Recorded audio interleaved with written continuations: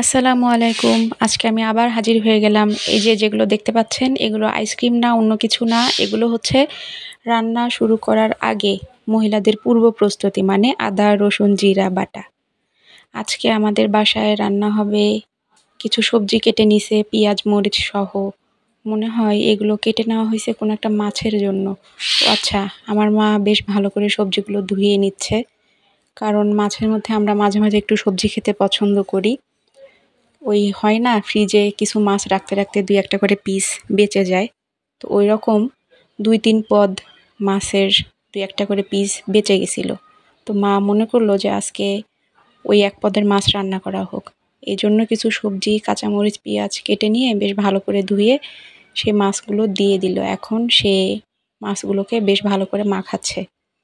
তো মাছ রান্না করার সময় ভালো করে মাখানোটা খুব জরুরি।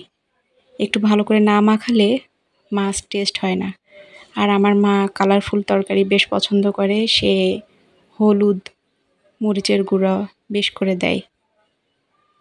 এই মাছের তরকারিটা একটু মাখা মাখা টাইপের হবে, এই জন্য এখানে একটু পানি দিয়ে নেওয়া হচ্ছে, যাতে ওই পানিতেই মাছটা সিদ্ধ হয়ে যায় এবং কিছু ঝোল থাকে, সেই ঝোল দিয়ে ভাতটা খাওয়া যায়।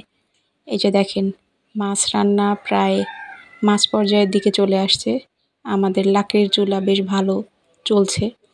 এত গরম, তবুও এই লাকড়ির চুলাতে রান্না করলে একটু দূর থেকে জাল দেওয়া যায়, সেক্ষেত্রে তাপ থেকে একটু বাঁচা যায়।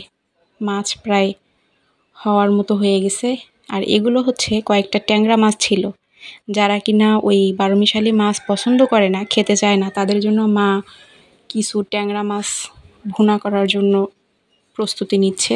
এখানে শুধু পেঁয়াজ মরিচ আছে। আর এই যে দেখতে পাচ্ছেন শুকনা মরিচ রসুন, এগুলো সব এই বরবটির জন্য।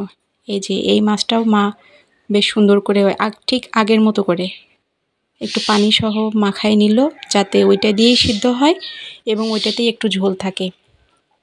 এই যে আমাদের তেল পেঁয়াজের ভাড়া, এই মাছটাও রেডি হয়ে গেছে, এখন শুধু চুলায় উঠবে। এদিকে বরবটি কাটা ধোয়া শেষ, সব রেডি। এই বরবটির আজকে একটা ভাইরাল জিনিস আপনাদের দেখাবো, দেখলে বুঝতে পারবেন।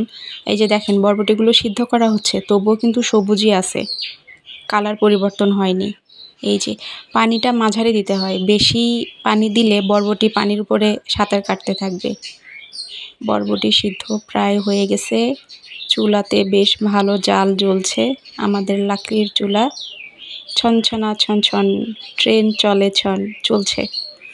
এই তো বরবটি ভর্তার যেগুলো ওই যে মরিচ রসুন ছিল, ওগুলো দিয়ে আম্মু বরবটি ভর্তা করা শুরু করে দিছে। বরবটি নয় রে ভাই। এই তো ভর্তা প্রায় শেষের দিকে, আমিও প্লেট নিয়ে প্রস্তুত খাওয়ার জন্য রেডি। এদিকে দেখি ট্যাংরা মাছের কী অবস্থা। এই যে মাছও কিন্তু প্রায় হয়ে গেছে, আর একটু সময় বসানো থাকবে। এই যে চুলা থেকে জাল বের করে ফেলছে। ফাইনালি আমাদের বরবটি ভর্তা এবং ট্যাংরা মাছের তরকারি। আপনাদের সবার দাওয়াত, খেতে চলে আসেন। বাসায় রেসিপিটা ট্রাই করবেন, ইনশাআল্লাহ খুব ভালো লাগবে। ভালো থাকবেন সবাই। আসসালামু আলাইকুম।